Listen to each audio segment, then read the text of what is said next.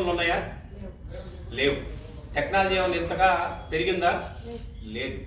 But ఇప్పుడు ఎలా ఉంది టెక్నాలజీ? ఆ టెక్నాలజీకి తగ్గట్టుగా మన లేఅవుట్ ఉంది. అది మీకు ఇప్పుడు అర్థం కాదు, కంప్లీట్ అయిన తర్వాత దాన్ని యూజ్ చేసేటప్పుడు కరెక్ట్గా మీకు అర్థమైంది. అప్పటిదాకా మీరు ఇన్వెస్ట్మెంట్, మంచి ఇన్వెస్టర్ని చూసుకోండి. మంచి ఇన్వెస్టర్ని చూసుకుంటే వాడు చక్కగా కొనుక్కొని ఆస్వాదించి వాడు మీకు చెప్తాడు.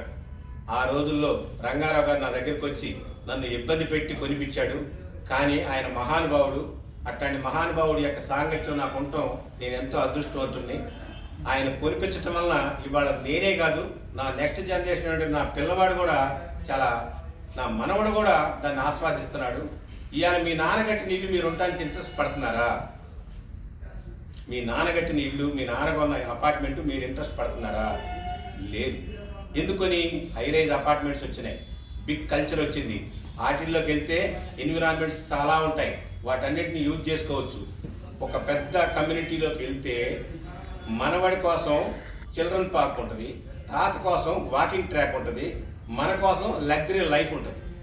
ఇన్ని సదుపాయాలు కలిగినటువంటి అపార్ట్మెంట్స్ కమ్యూనిటీస్కి ఇవాళ పీపుల్స్ వెళ్తున్నారు.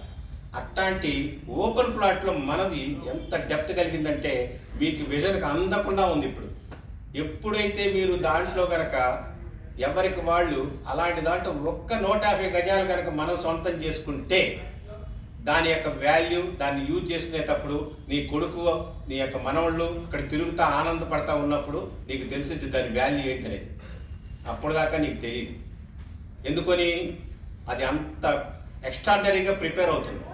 డ్రైనేజ్ సిస్టమ్ ఇప్పుడు మనం ఎప్పుడో 30 years బ్యాక్ వేసిన డ్రైనేజీలకి ఇప్పుడు మనం అప్కమింగ్ డ్రైనేజీలకి ఎంతో తేడా ఉంటుంది.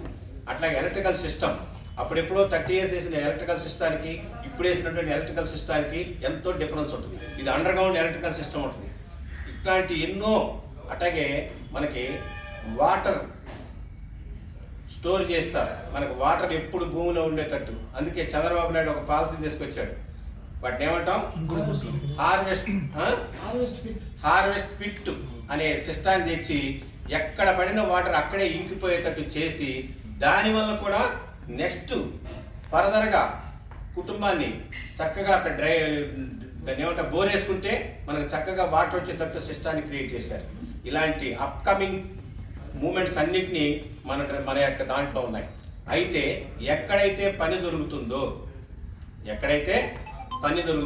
అక్కడ రెసిడెన్షియల్ ఫామ్ అవుతుంది. ఎక్కడైతే రెసిడెన్షియల్ ఫామ్ అవుతుందో అక్కడ మిగతా యాక్టివిటీస్, కల్చరల్స్ అన్నీ కూడా ఫామ్ అవుతాయి. ఇప్పుడు మనకు అక్కడ పని దొరకడానికి ఏంటి రీజన్? మనకి అక్కడ నియర్ బై 15 to 20 kilometers రేడియస్లో మనకి ఏముందంటే నిమ్స్ ఉంది. నిమ్స్లో ఎన్ని ఎకరాల్లో వస్తుంది? ఆ నిమ్స్ అనేది 12,635 ఎకరాల్లో వస్తుంది. That is not ordinary project. ఆ ప్రాజెక్ట్ అంతా మ్యానుఫ్యాక్చరింగ్ యూనిట్స్తో సంబంధించింది. ఒక మ్యానుఫ్యాక్చరింగ్ యూనిట్ ప్రిపేర్ కావాలంటే, యూనిట్ తయారు చేసి పెట్టాలంటే కొన్ని థౌజండ్స్ ఆఫ్ ఎంప్లాయ్మెంట్కి ఛాన్సెస్ ఉన్నాయి. అందులో 12,000 ఎకరాలు ఎబో ఉందంటే మనకి ఎంతమందికి అవేర్నెస్ ఉందో మీరు అర్థం చేసుకోవచ్చు. ఇట్లాంటి దానికి అనుబంధంగా అట్లాగే జహీరాబాదు మనకి బుల్లెట్ ట్రైన్స్ వస్తున్నాయి. బుల్లెట్ ట్రైన్ అంటే మీనింగ్ ఏంటి? షార్ట్ టైంలో ఎంత డిస్టెన్స్ అయినా కవర్ చేసిద్ది. మనకి ఈవెన్ ఫ్లైట్ కన్నా కూడా స్పీడ్గా మనకు ల్యాండ్ చేసిద్ది. అలాంటి ట్రైన్ సిస్టమ్ వస్తుంది. ఆ సిస్టమ్ ఎక్కడో కాదు, మన జహీరాబాద్లోనే వస్తుంది. అది స్టాపింగ్ ఉంది. అట్లాంటి జహీరాబాద్లో ఒక స్టాపింగ్ కలిగినటువంటి జహీరాబాదు స్టాప్కు దగ్గరగా మనం జస్ట్ 15 to 20 kilometers రేడియస్లో ఉన్నాం. ఇవాళ మనం ఎయిర్పోర్ట్కి వెళ్ళాలన్నా కూడా మనకు 20 kilometers ఉంది. అట్లాగే మనకి ఈజీగా అక్కడ ట్రైన్ దిగి మన పిల్లలు కానీ మన పెద్దవాళ్ళు కానీ ఎవరైనా ఈజీగా రావచ్చు. ఇలాంటి మహోన్నతమైన ప్లేస్లో మనం ఉంటున్నాం. అట్లాంటి ప్లేస్ మనం అమ్మటానికి ప్రయత్నిస్తున్నాం. ఇలాంటి ప్లేస్ను కూడా మనం అమ్ముకోలేమా? ఖచ్చితంగా అమ్ముకోగలుగుతాం. కాకపోతే ఇక్కడ అమ్మటానికి మనకి ఎవడంటే వాడిని తీసుకెళ్ళి ఒక లేని గుడికాడికి వెళ్ళి పాలు పిసుకుదామంటే పాలు వస్తాయా? డబ్బులు ఉన్నవాడిని సెలెక్ట్ చేసుకోండి. డబ్బులు ఎవడైతే ఇన్వెస్ట్ చేస్తాడో వాడినే సెలెక్ట్ చేసుకోండి. వాడి వచ్చిన తర్వాత అయ్యే నాకు ఈ డబ్బులు లేవే, నేను కొనలేకపోతున్నానని బాధపడాలి తప్ప నాకు డబ్బులుండి నేను కొనలేకపోతున్నాననే అవకాశం లేదు అక్కడ. అలాంటి అవేర్నెస్ ఉంది అక్కడ. వచ్చాడా, చూశాడా, కొనుక్కుంటాడు ఆటోమేటిక్.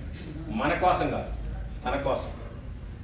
సో మన కోసం మనం ఏం చేయాలి? ఇప్పుడు మన కోసం ఆలోచిద్దాం.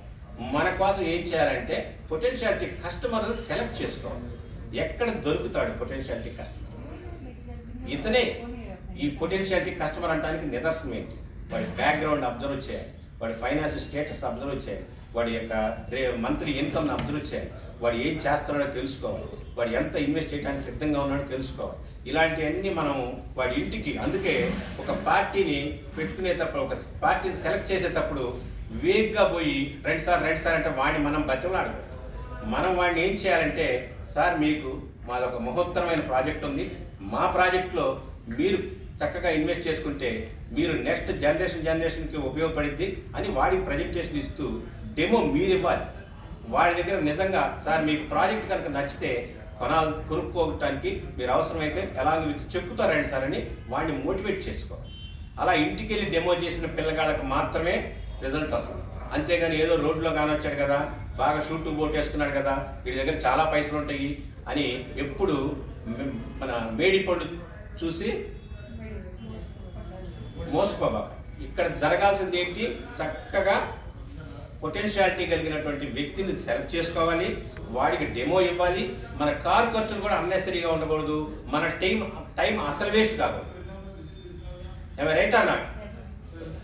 ఇప్పుడు ఇలా మనం పర్సనల్ని తీసుకెళ్తే వాళ్ళు ఈజీగా మనకు రిజల్ట్ వచ్చే సిస్టమ్కి వచ్చేస్తారు, రిజల్ట్ తీసుకుంటారు కూడా ఖచ్చితంగా. ఇట్లాంటి వాళ్ళని సెలెక్ట్ చేసుకోవాలి. అయితే ఇక్కడ కొన్ని ప్రైమరీ ప్రిన్సిపల్స్ కొన్ని ఉంటాయి. ఇవాళ ఈ ప్రిన్సిపల్స్ కోసమే ఇవాళ అసలు మీటింగ్ ఎందుకు పెడుతున్నామంటే, ఎవరినంటే వాళ్ళని తీసుకెళ్ళటం కాదు, ఇక్కడ కరెక్ట్ పర్సన్నే తీసుకెళ్ళేటప్పుడు ఆ పర్సన్ పక్కన వాళ్ళ బావమధ్యనో లేకపోతే ఇంకోడనో ఎక్కుతానంటే ఒక్కడికే పర్మిషన్ ఇచ్చేటప్పుడు ప్లాన్ చేయాలి. దీనివల్ల ఏమవుతుందంటే వాడు డిస్టర్బెన్స్ చేస్తాడు, వాడు ఊరకనే ఉండడు, ఆ పక్కన వచ్చినాడు. ఎందుకు? వాడికి కొనుగోలు కెపాసిటీ ఉండదు, ఈ కొనేవాడిని మాత్రం చెడగొడతాడు. Notice my point. జలసీలు కాదు, వాడి సైకలాజికల్గా అంత సైకోల్లాగా ఉంటారు కొందరు. మనకి ఇప్పుడు ఒక కస్టమర్ వస్తే ఎమ్మడ పడుతుంటారు,